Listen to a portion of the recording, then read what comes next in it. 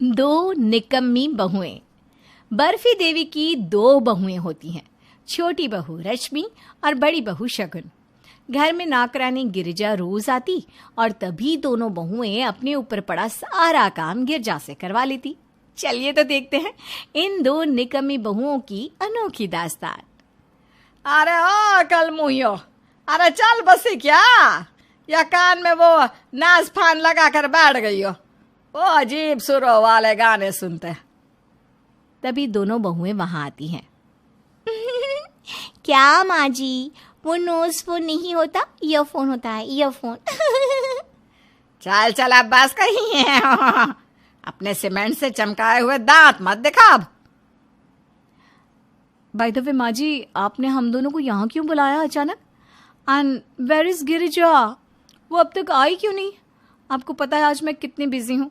आज मुझे एक वेब सीरीज के 2 पूरी सीजन्स वॉच करना है, यू नो।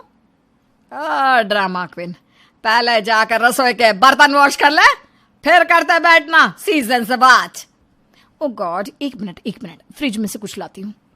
शगुन दौड़कर फ्रिज के पास जाती है, बर्फी की थाली लाती है और बर्फी देवी को खिलाती है। माँ जी, आपका नाम बर्फी देवी है, सो हैव सम बर्फी और चिल कीजिए ना। इतना क्यों ज्वालामुखी की तरह फटती रहती हो हमेशा? काम ही तो है, हो जाएगा। बर्फी तो अच्छी है, लेकिन तुम दोनों ना घर का काम निपटा लो फटाफट।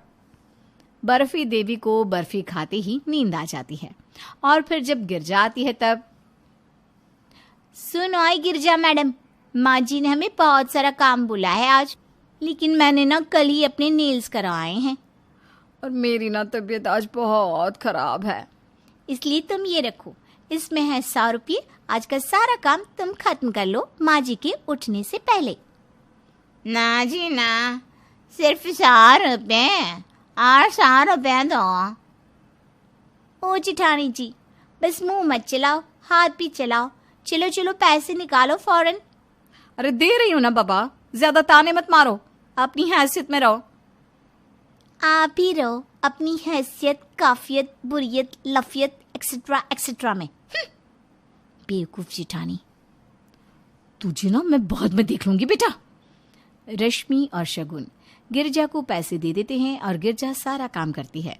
और जब बर्फी देवी उठती हैं तभी वो देखती हैं कि सारा काम तो हो चुका है। ये सब देखकर वो खुश हो जाती है।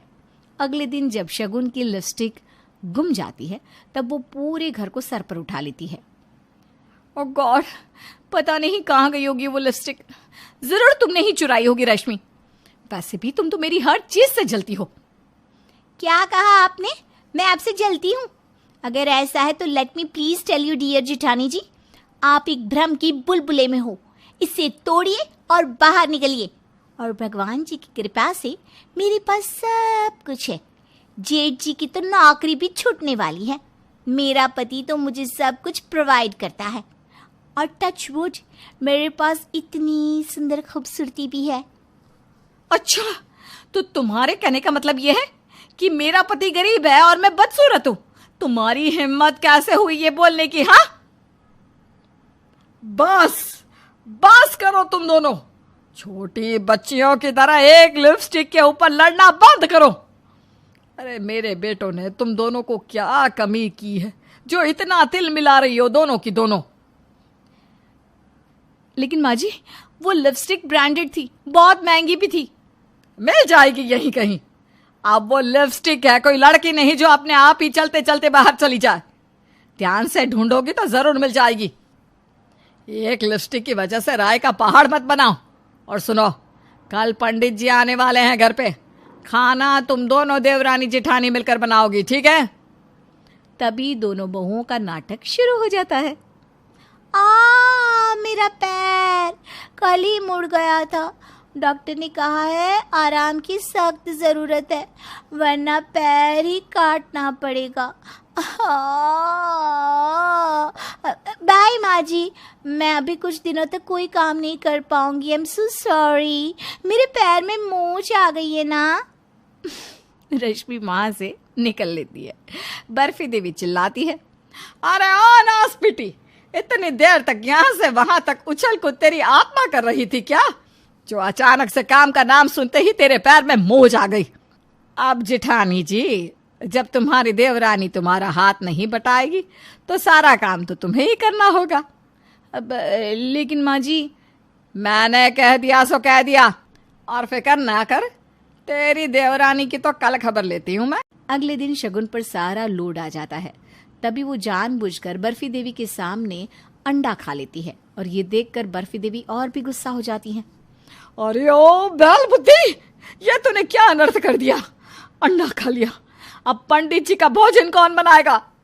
ओ God, I am really sorry माँ जी, मेरे ध्यान में ही नहीं रहा और मैंने बगैर सोचे समझे अंडा कटक लिया।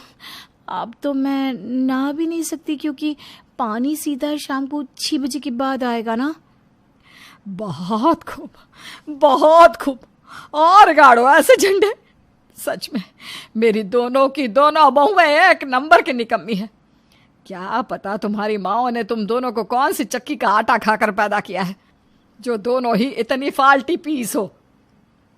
बर्फी देवी खुद ही सारा खाना बनाती है और पंडितों के आने के बाद उन्हें परोसती है। बर्फी देवी 1 हफ्ते तक कुछ नहीं कहती, लेकिन उसके बाद वो रश्मि और शगुन के पीछे फिर से हाथ धोकर पड़ जाती है। ओ निकम्मी बहुओं, हो गया बहुत आराम फरमाना, अब लग जाओ काम पे। त्योहार पास आ रहे हैं, घर की साफ सफाई शुरू करनी है।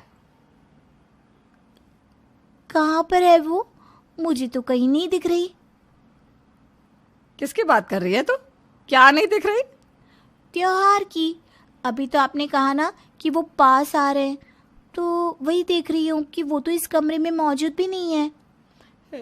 भगवान, उठा ले मुझे, उठा ले। निकम्मी तो तू है ही, इसमें तो कोई शक नहीं। तुम दोनों को तो उल्टा निकम्मी होने की ट्रॉफी देनी चाहिए, लेकिन अब साथ में तेरी बुद्धि पर भी असर पड़ रहा है। चलो काम पे लग जाओ, बकबक करना बंद करो, और अब से दोनों भी घर पे रहोगी, कोई भी मिस्टर इंडिया नहीं हो जाएगा, समझी? बर्फी देवी अपनी बहुओं से काम कराने लगती है तो दोनों थक कर गिरजा से काम करवा लेती हैं और वो दोनों आपस में कहती हैं, देखो रश्मि, हमारी कहासुनी को साइड में रखते हैं और फिलहाल ये सोचते हैं कि ऐसा कौन सा रास्ता है जिससे हमें कोई काम ना करना पड़े। हाँ, बात तो आप सही बोल रही हो, क्योंकि इस गिरजा से भी काम करवाना रिस्की है। कहीं माँ जी ने देख लिया तो? आइडिया, मेरे पास ना एक सॉलिड सा ढिंचाक आइडिया है। रश्मि धीरे से शगुन को प्लान के बारे में बताती है। अगली सुबह दोनों बहुएं मिठाई का डिब्बा लेकर सबका मुंह मीठा कराती है। रश्मि का पति अखिल, शगुन का पति विराट और ससुर कुलजीत भी मौजूद होते हैं। क्या बात है बहुओं, आज सवेरे सवेरे नाश्ते से पहले ही मिठाइयाँ? हाँ पापा जी, बात ही कुछ ऐसी है। दरअसल जेठानी जी और मैं, हम दोनों भी प्रेग्नेंट हैं। हाँ, वी आर प्रेग्नेंट। ये खबर सुनकर बर्फी देवी और कुलजीत दोनों की खुशी 7वें आसमान पर होती है। वहीं अखिल और विराट थोड़े से हैरान हो जाते हैं। अब रश्मि, ये कब हुआ? क्या अखिल जी, कैसी बात कर रहे हो?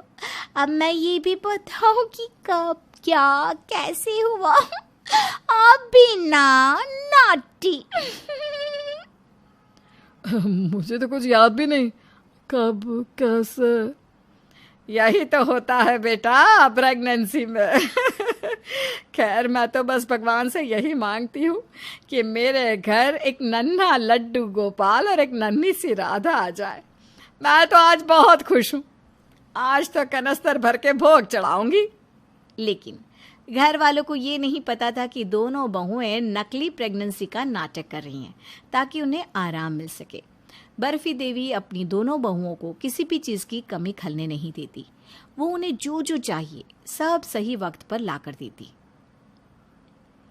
वाव यार, सीरियसली बहुत मजा आ रहा है। काश ये 9 महीने नहीं 9 साल होते। खैर, अभी तो फिलहाल इन्हीं गोल्डन मोमेंट्स को एंजॉय करते हैं। बर्फी देवी दोनों बहुओं की सारी गपशप कान लगाकर सुन लेती है और सभी घर वालों को इकट्ठा करती है। तुम दोनों की इतनी हिम्मत हम सबके साथ ये धोखेबाजी करने की? काम का लोड ना पड़े इसलिए ये खेल रचाया तुम दोनों ने।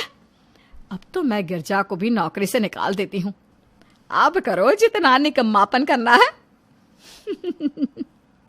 बर्फी देवी गिरजा को काम से हटा देती हैं और अब ना चाहते हुए भी शगुन और रश्मि को घर का सारा काम करना पड़ता है, वरना उन्हें डर लगा रहता है कि कहीं ये लोग घर से बाहर निकाल ना दे। और इस तरह दोनों निकम्मी बहुओं का निकम्मापन उन्हीं पे भारी पड़ जाता।